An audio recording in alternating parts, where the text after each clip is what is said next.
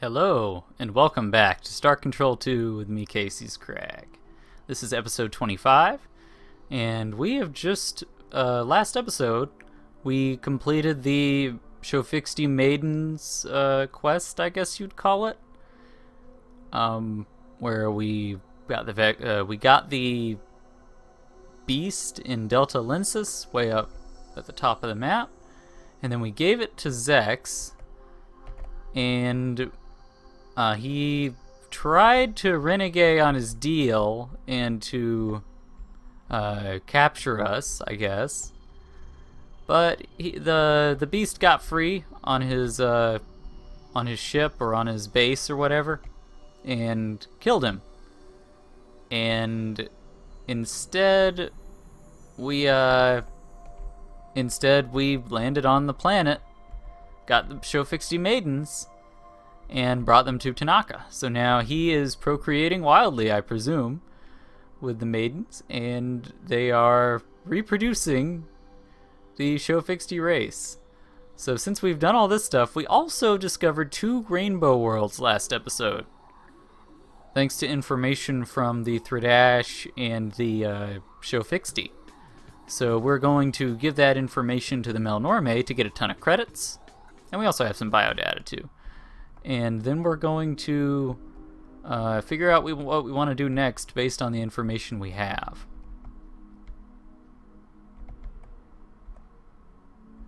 I'd like to do a few different things. Like a bunch of different things. For fun, I still want to get the Ilrath out of town. I want to get them to like attack the Ur-Quan or something. I want to see what I can do there. But I need to know, like, where do I do that? Where's the Ilrath homeworld for me to do this kind of thing? And where the heck's the Melnorme? It's really annoying to find them sometimes. Wait, is that a Sapphire world? I don't think so, but I want to make sure. No, it's not. It's a noble world. It's still pretty good though, but I won't get it because I'm not really interested in spending the time. I don't think I need to. Hey, there you are. How you doing, buddy? Ready to trade? What a close call. Whoa. Oh, man. Why did you try to run down that Keel Varese vessel? You almost smashed it into flinders. What? You didn't see it? Surely you... Oh, never mind. Now, what can we do for you today? I guess they're really good at hiding or invisible or something. Or maybe they're just in another dimension. Let's sell some stuff. What would you like to sell, Captain? Alien life forms. 219 Nice. units of biological data we downloaded from your ship earn you 413 credits. Awesome. What would you like to sell, Captain?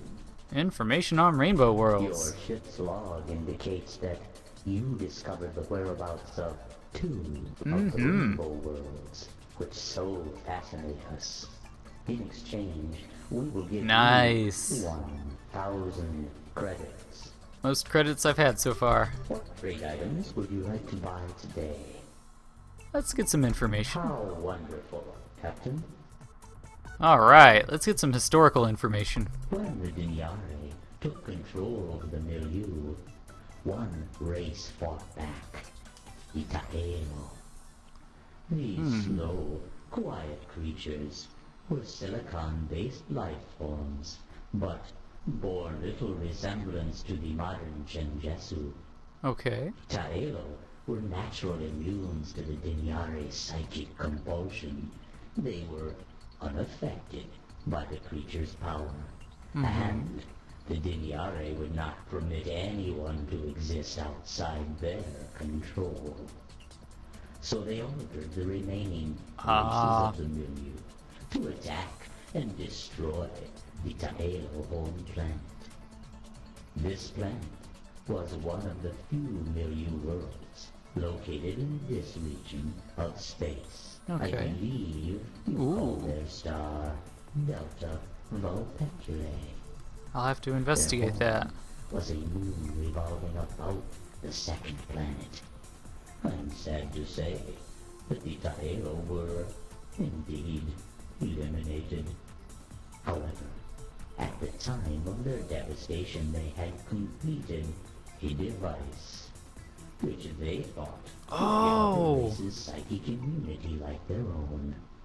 What happened to this device? This shield? Probably still there. It's hard to say. Maybe it was destroyed in the attack on their homeworld. Maybe not. Hey, I gotta look for that. Well, there's something to do. Please tell us more. In the Dnyarri's new empire, the Ur-Quan were the favored slaves. This is probably because the Ur-Quan were the most psychically sensitive, the most easily compelled. As the centuries of Dnyarri dominance passed, what was once the sentient milieu deteriorated and degenerated into a great galactic gulag. Alien races which did not serve with the efficiency and speed demanded by the Dnyarri were ruthlessly burned from the faces of their worlds. The agents of this genocide were inevitably the Dnyarri's favored pet, the Ur-Quan. After almost 2,500 years of unrelenting Dnyarri control, there were only 4 living member races of the once great sentient milieu. By this point, the Dnyarri had used genetic manipulation to split the Ur-Quan into 2 subspecies. The green Ur-Quan. Scientists, technicians, and administrators who were responsible for maintaining the limited infrastructure of the Dnyarri civilization. And the black Ur-Quan, who filled the ranks of basic laborer and combat soldier. Then, a chance discovery by an Ur-Quan named Kazerza led to the violent overthrow of the Dnyarri slave empire. So that explains why there used to be a brown Ur-Quan that the Slylandro recognized, but they were genetically manipulated and split into 2 different subspecies. The black Ur-Quan, the Korra, and the green Ur-Quan. Okay, interesting. I will pay, or let's just do more historical information. Named Kazerza was a green, a researcher specializing in repairing the mental damage inflicted by long-term exposure to the Dnyarri's psychic compulsion. By this point in history, the Dnyarri had grown lax in their dominance, and on occasion accidentally permitted their slaves moments of self-direction. Kazerza was able to use those few scattered minutes to compose a theory. From its observations, Kazerza realized that when a slave died, the Dnyarri disconnected from the slave's mind, lest it too be dragged down to death. Further, the Ur-Quan scientist uncovered the fact that when a slave underwent great pain, the Dnyarri temporarily disconnected, but that the degree of pain had to be extreme, nearly lethal. Oh man. Kazerza chose its moment carefully.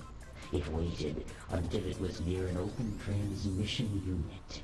Then, in a short moment of mental freedom, the Ur-Quan injected itself with a dose of acidic poison sending incredible waves of pain through its long body. In the few moments before its death, Kazerza was able to wrest control of the transmitter to send word of its discovery across the planet and into space as well. Before the Dnyarri knew what was happening, Ur-Quan everywhere were hacking at their own bodies with chunks of glass, burning themselves Wow. horribly, doing anything that would give them the few seconds of freedom necessary to find the nearest Dnyarri and crush the bleeding creature. Wow. As they gained longer and longer periods of control, the Ur-Quan developed new tools and weapons to destroy their evil masters.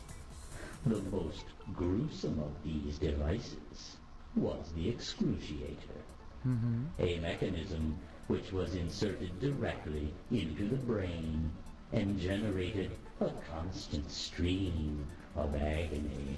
Oh my The goodness. Dnyarri could not bring themselves to make the necessary mental connection with these tortured Ur-Quan. They were slaughtered by the thousands. Wow. The Ur-Quan slave revolt was won. Wow. That is just awesome. That is incredibly hardcore and wow. When the last Ur-Quan was free of psychic compulsion, when the last free Dnyarri was dead, the combined might of the Ur-Quan starfleets met in orbit above the Dnyarri homeworld. They had come together to make two important decisions. First, how to punish the few frightened Dnyarri left below on the planet's surface. Second, how to ensure that never again would the Ur-Quan be made slaves. The first decision was made swiftly. The Dnyarri would not be allowed to die. That was too kind a fate. Instead, the creatures would be genetically modified into sub-sentients. They would become dumb animals. These low creatures would be further debased by serving the Ur-Quan for all eternity. Wow. In the most demeaning way the Ur-Quan could imagine, acting as translators, making physical contact with other species. Oh my goodness. The Ur-Quan now considered grossly inferior to themselves and revolting. The second decision, how to ensure their freedom permanently, caused great turmoil. Oh, well, that's probably the cause of this war, isn't it? So those are the talking pets. The Dnyarri are the talking pets. That makes so much sense. Following the successful Ur-Quan slave revolt, the Ur-Quan met to decide how to ensure their freedom. The Green Ur-Quan, who called themselves the Kazerza in honor of the Ur-Quan who triggered the revolt, wished to establish the path of now and forever, which required that all other sentient species must become slaves of the Ur-Quan or be forever imprisoned beneath an impenetrable force shield. Leading the opposition to this plan was Korra, a charismatic fleet officer. Korra proposed a simpler alternative, the Eternal Doctrine. Simply put, the scheme called for the systematic eradication of all sentient life in the universe, aside from the Ur-Quan. Captain, if these positions seem to you extreme, or unwarranted, you must remember that the Ur-Quan had been unwilling slaves for millennia, Yeah. and that each of them had to remain in agony for years in order to defeat the Dnyarri. The followers of Zoq and Korra were all on the brink of madness, but neither side would submit, and so they fought a bloody civil war. I see. That makes sense. That explains so much. This is the last historical item we have for sale.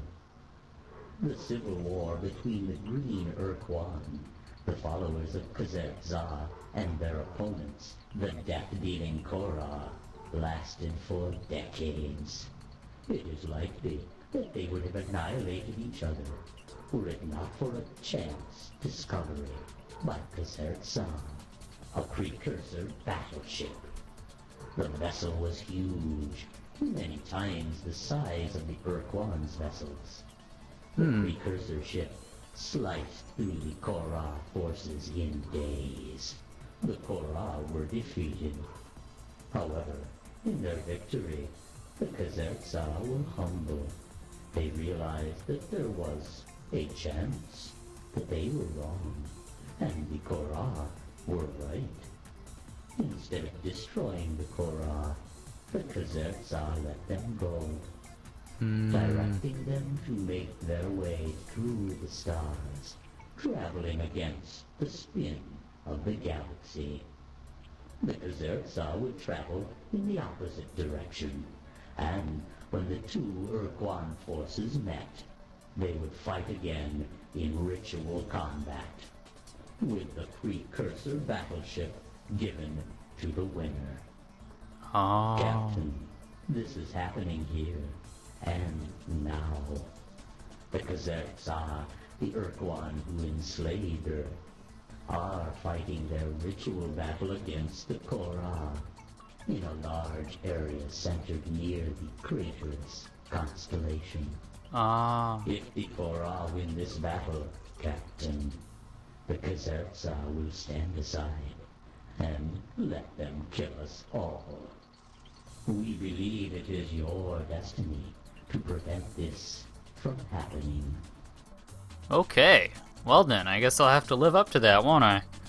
I will pay for useful data on alien races. Just under 20 years ago, the brave and suicidal zoq-fot-pik annihilated their species by exploding a I already know, precursor yeah. device, some kind of bomb, in the interior of their sun.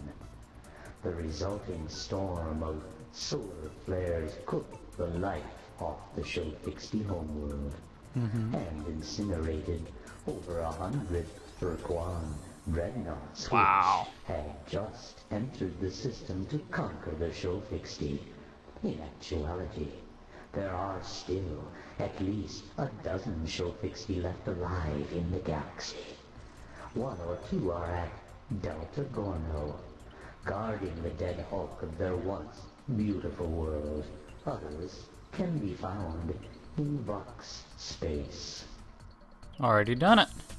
The Slilandro are a mostly non-solid, sentient race who live in a gas giant at Beta Cori. We Already done recently that. sold them a self-replicating exploration probe, which has somehow turned hostile and attacks everything it detects. If such encounters have angered you, Captain, please do not address your concerns to us. We possess a formal waiver of damages authorized by a Slilandro speaker and are in no way responsible for the situation. Oh, I love them. We're not responsible. They signed a waiver. Alright. The cowardly Static live at the single planet orbiting Epsilon Gruis. They do not actually live on their world. Well, now Rather, they do reside on actually. its airless moon. No, they actually do live on the planet. A xenomorphic species which craves the sweet-flavored flesh of the Sweet Spaffy flavored flesh. has been transported to the surface of their planet and makes every attempt to devour the poor Spaffy. I'm certain that the Spaffy would be forever in your debt if you were to eliminate these creatures from their planet. What? You fear the alien creatures will find you a treat also? No, I don't. Fear not. Our data reveals the beasts are not interested in your species. Should you wish to consult with the Spaffy Ruling Council, you will need to know the secret Spaffy cipher. A password, which is Huffy, Muffy, Guffy. Yeah, I already know. Let's go with some more. Like you Earthlings, when the war with the Ur-Quan was lost, the Cyrene chose to be slave-shielded.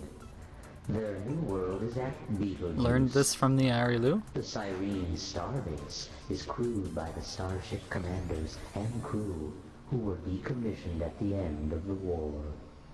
Though the Cyrene hate the Ur-Quan with a vengeance, they are unlikely to offer you assistance unless you reveal to them the truth behind the tragedy of their original homeworld, Syra, which was destroyed by the birth of a I know. undeep child a century ago. I already sort of knew that, so I don't know why I couldn't tell the Cyrene, but maybe the fact that he's told me this now will give me all the help I need, so I can tell them now, hopefully. So I'll talk to the Cyrene. When the Ur-Quan entered Gamma Serpentis, the home star of the Yehat, their queen made a sudden change of allegiance and allied with the Ur-Quan hierarchy. They became Ur-Quan combat thralls. This act was viewed by most Yehat starship officers as ultimately dishonorable, the desperate act of a corrupt regent to maintain her throne. The Yehat shame was greatly magnified by the Shofixti show of courage. I don't blame them. They destroyed their own star system to slow down the Ur-Quan armada. Captain, you have heard all that we have to say about aliens indigenous to this region. Should we learn more in the near future, we shall be certain to sell it to you. We regret to say that you have exhausted our supply of genuinely valuable information. However, we do have many thousands of useless facts, and that we will gladly sell you at a substantial discount. Are you interested? We thought not. Aw. Oh well. I'm sorry. I'll be leaving now. It has been a pleasure dealing with you, Captain. We look forward to your next visit. Alright. So what I'm going to need to do one of these times is I'm going to use the money. Use the extra credits I have from these guys to... what am I saying? Use the extra credits I have from those guys to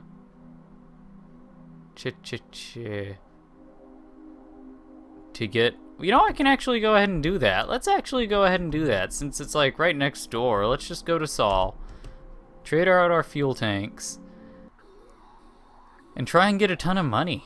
I mean, why not? Let's keep about, as an emergency, I think I'll keep about 150 credits or 100. Yeah, let's just stick with 100 credits. I'll just stick with 100 credits. So I will get a ton of fuel tanks right now. Let's see if he's got anything to say. I'm glad you made it back in one piece. I guess he doesn't. Try to avoid getting gruesomely killed, Captain. You got it. Alright. let's first of all, let's drop our fuel down. Wait. Yeah. Alright. And you may wonder, why are you doing this? Well, it's to free up space, because I actually want to get a whole ton of fuel from the Melnorme. And so what I'm going to do right now is trade out some of these things that I have for a bunch of fuel tanks. And I'm going to quickly... I think that's enough.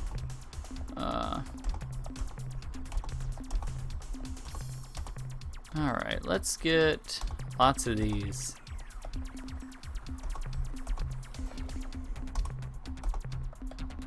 Alright. So 1, 2, 3, 4, 5, 6, 7, 8. I don't actually need this many, so let's get rid of that. And go ahead and stick the tracking unit back in. Alright. So 1, 2, 3, 4, 5, 6. That's plenty. Well, like 6.5. Alright. Wait, let's float to this. Alright. Now let's head back down. And then we're going to fill up on fuel.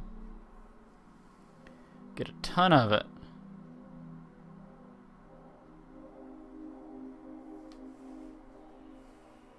I think I should have filled these out a little differently, because I'm going to have to make multiple purchases as it stands, but that's fine. Instead of making one giant purchase, I won't be able to do that because, well... Oh, you're not here, are you? No. How about here? There you are! Hey, Melnorme! I want to trade with you real quick. Get some money. Welcome back, Captain. You are our favorite customer. Now, what can we do for you today? I'd like to get some fuel. What trade items would you like to buy today? Fuel. As you know, we carry a large supply of fuel on board, which is compatible with your engine system. We will be happy to sell this substance to you at a cost of 1 credit per fuel unit. How much fuel do you wish to purchase? Oh, you have to buy them at 25 at a time? Fuel transfer. Okay. Fuel This will take a second. I can't fill it up to capacity because I have too much room. It'll just get rid of all my credits. I don't want to get rid of all of them. I want to be able to keep a few. Alright. I'm going to keep about 100.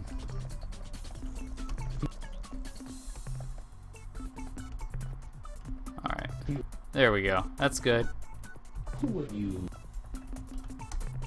Alright. Good stuff. So we did it. We got a ton of... Look at all that fuel. Alright. Now let's head back to Sol again. And I will sell this fuel and get a ton of money for it. So you can do a little transfer of credits to... you're basically trading credits for resource units at a rate of 1 credit per 20 resource units. It's great. I mean, it's not quite that way because, well, I spent a little bit of fuel to travel there and back, so it's not quite exactly that way, but it's close. So, whoa.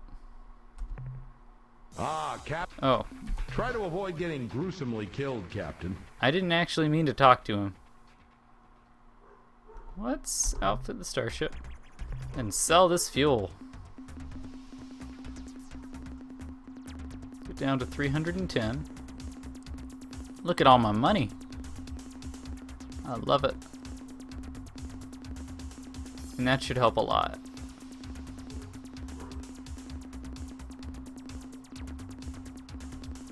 Almost there. Alright, good. Now let's get rid of these. And add Shiva furnaces.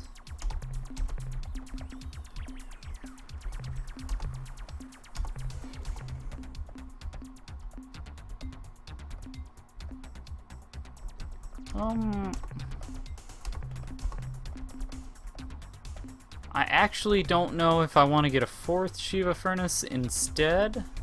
I'll get one more lander. I know, I guess I could get just a bunch of them.